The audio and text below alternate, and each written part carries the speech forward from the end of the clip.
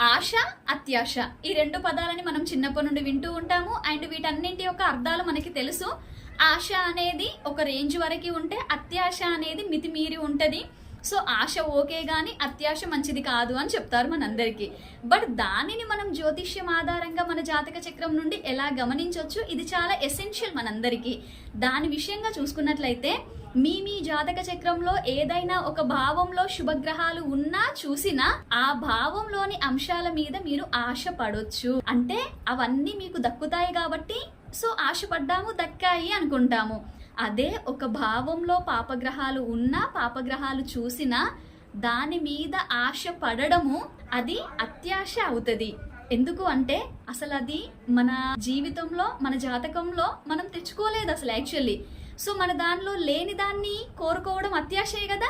So ఇలా మనం జాతకం నుండి దాన్ని గమనించవచ్చు. ఓకే.